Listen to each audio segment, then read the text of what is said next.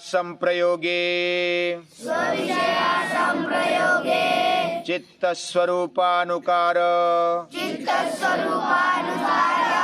इवेन्द्रियाणां प्रत्याहारः ततः परमावश्यतेन्द्रियाणां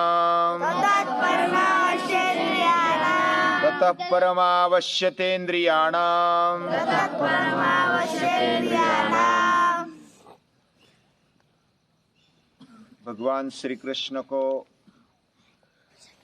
और उनके जीवन में अलग अलग जो भी हो गए ऐसे प्रसंग को याद करते हैं तो कृष्ण के जीवन में सब भोग भोगने के बावजूद भी उनके जीवन में इंद्रियों का संयम देखने को मिलता है। सभी दुख और सभी सुख उनके जीवन में दिखाई देता है। सभी दुख हमारे जीवन में जितना नहीं आया उतना सारा दुख, हमारे जीवन में जितना सुख नहीं आया या तो आने वाला भी नहीं है, इतना सुख उनके इर्द गिर्द उनके जीवन में दिखाई देता है। और सुख में दुख में या तो अच्छी जो परिस्थिति है उसमें और बुरी परिस्थिति में, दोनों में वे समान रहे। उनका जन्म ही जेल में हुआ, वो भी अंधेरी रात में, और पूरा बारिश गिर रहा था। सभी ओर पहरा था, पहरा यानी चौकी बिठा दी गई। ये जन्म होते ही उसको मार डालना है। ये पूरी जन्म के पहले ही तैयारी मारने की। फिर बारिश में वो चला जाता है, यानी कि उनके पिता वसुदेव वो ले जाते हैं। फिर बचपन में भी संघर्ष है। संघर्ष होते हुए भी वह कभी रोते हुए बैठे ऐसा नहीं देखा। यानी कहानी में एक भी कहानी ऐसी नहीं कि उसमें रोते बैठे, माथे में हाथ लगाकर बैठे, ऐसा नहीं दिखा।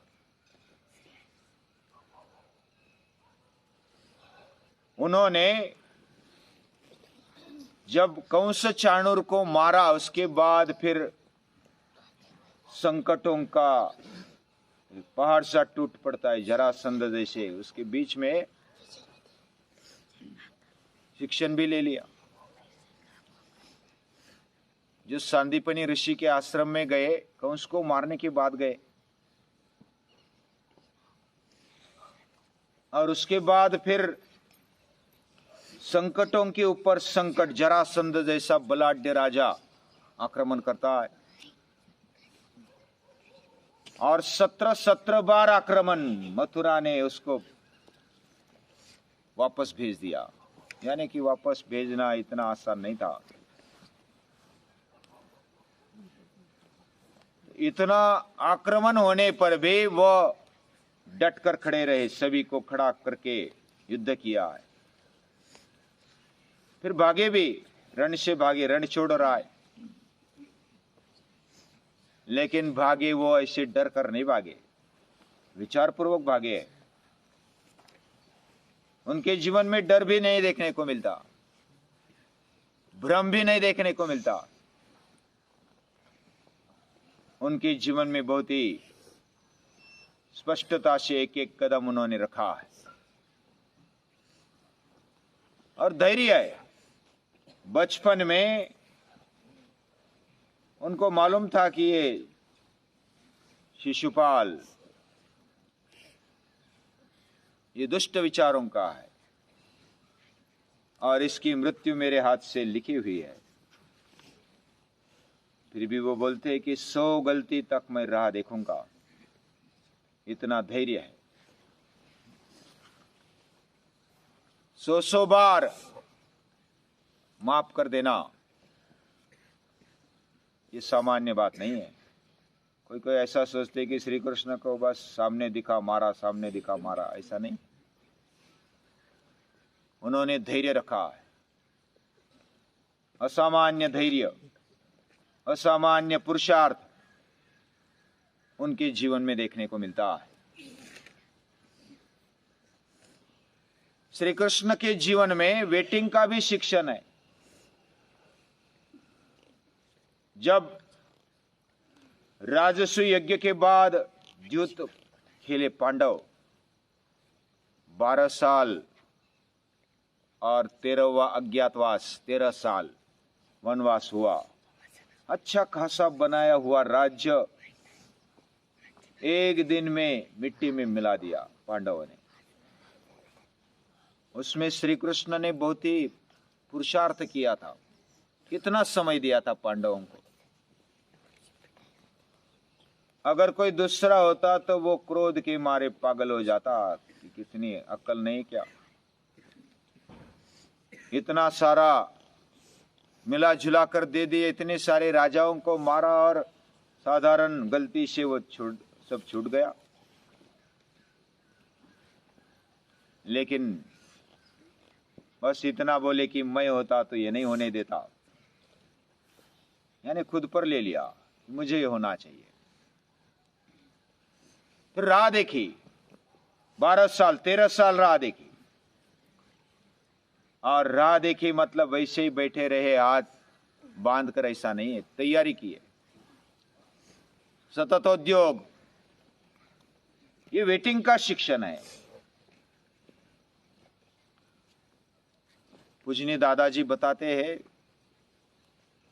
कि हमें प्रतीक्षा करने का शिक्षण मिलना चाहिए।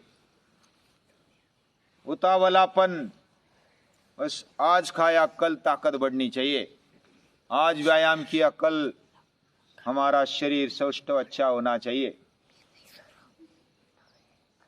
उसमें वेटिंग है।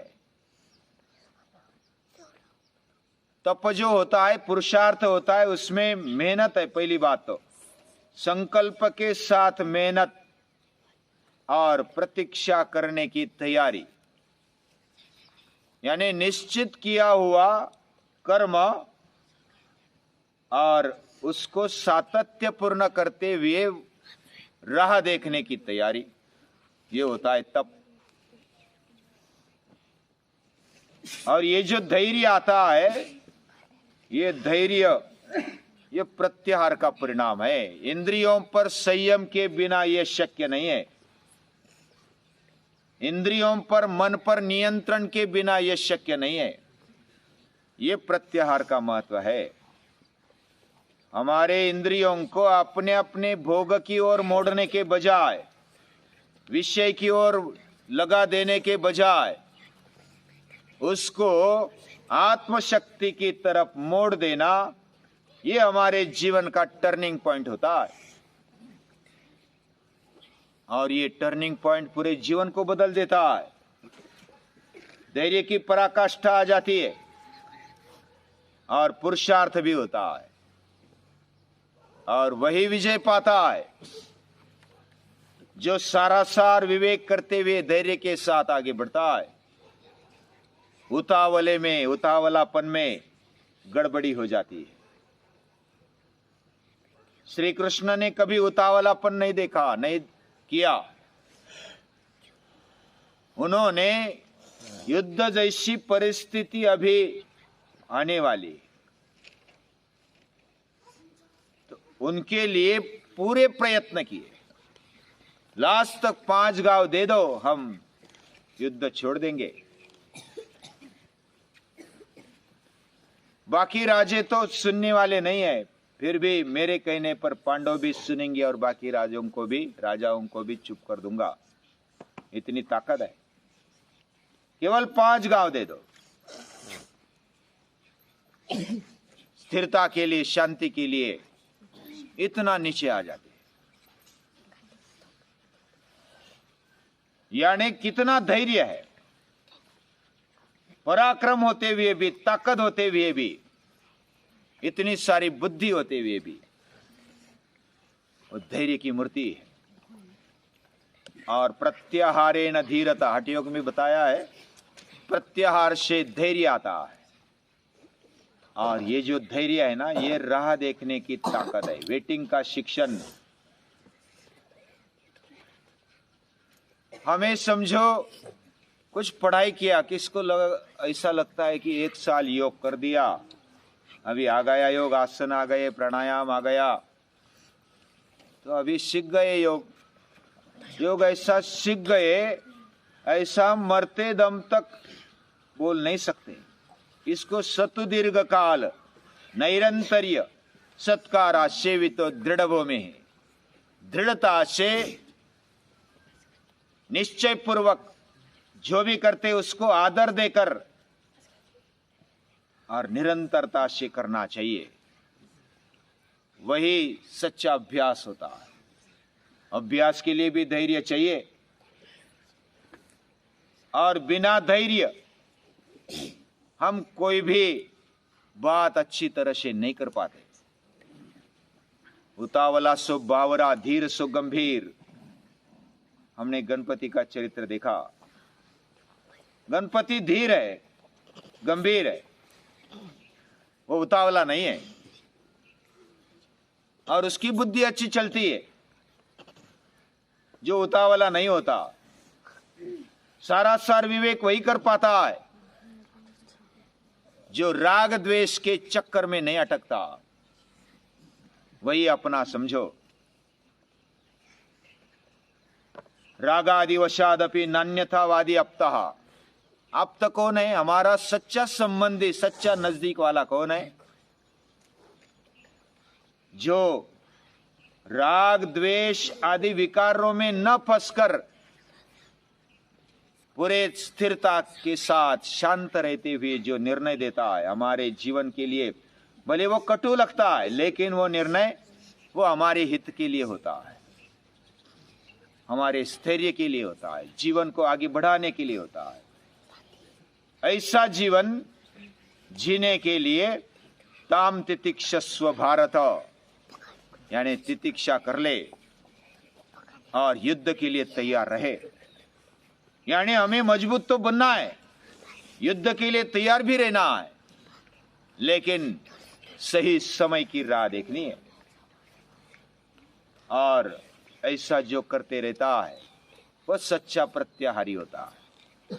उसके जीवन में वो अपने जीवन के सच्चे जीवन विकास के महाद्वार पर आता है और प्रवेश कर लेता है। और जो प्रवेश करता है वो पूरे किले को जीत पाता है। तानाजी मालुसरे किले में प्रवेश किया और जीते। वो मर गए लेकिन जीत गए। गढ़ आलापन शिव गेला। यानी जो प्रत्याहार करता है, धैर्य के साथ जो भी परिस्थिति उसका सामना करते हुए आगे बढ़ता है, एक एक कदम बहुत ही धीरता से डालता है, वो आगे बढ़ता है। उसके जीवन में जीवन विकास है। महर्षि पतंजलि ये बताते हैं कि अपने इंद्रियों को और चित्त को आत्मशक्ति की तरफ मोड़ दो तो हमारे जीवन में प्रत्याहार आने लगा है, और तभी हमारे चित्त पर परमावश्यता प्राप्त होगी, यानी कि पूरा कंट्रोल आ जाएगा। और जब हम आत्मशक्ति की तरफ अपने आप को मोड़ देते, मन को, बुद्धि को और इंद्रियों को, तब सच्चा कंट्रोल आ जाता है। और उसको ही स्वतंत्र बोलते हैं। स्वतंत्र किसको बोलते हैं? स्व यानी अपनी आत्मशक्ति। स्व यानी खुद। खुद यानी मेरा मन, मेरी बुद्धि, मेरा शरीर, इंद्रिय, ये नहीं है। हम स्व नहीं बोलते उसको, मेरा बोलते हैं ना, माय। आई किसको बोलेंगे? आई यानी मेरी आत्मशक्ति, आई माई सेल्फ। वो जो सेल्फ है ना, सुपर सेल्फ, उसका जो तंत्र चलेगा वही स्वतंत्रता है। ऐसी स्वतंत्रता जिसके जीवन में है वह ऊंचाई तक पहुंचता है। उसके लिए प्रत्याहार की आवश्यकता है। यह हमारे जीवन में आ जाए, इसके लिए साधना की ताकत, साधना की हिम्मत हमारे जीवन में बढ़े, ऐसी प्रार्थना करते हुए महर्षि पतंजलि को और ऋषियों को, मुनियों को नमस्कार।